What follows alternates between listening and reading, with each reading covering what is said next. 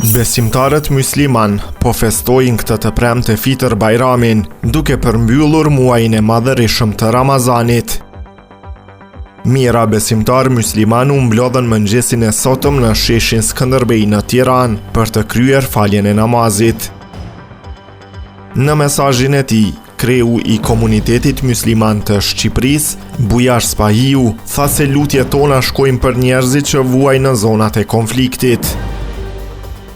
Konfliktet, luftrat dhe padrejtësit vazhdojnë të marrin jetë njerëzish të pafajshëm. Ka familje që sot nuk e ndjejnë gëzimin e kësaj lutjeje, e kësaj dite por dhimbjen e humbjes dhe pasigurinë së nesërmës.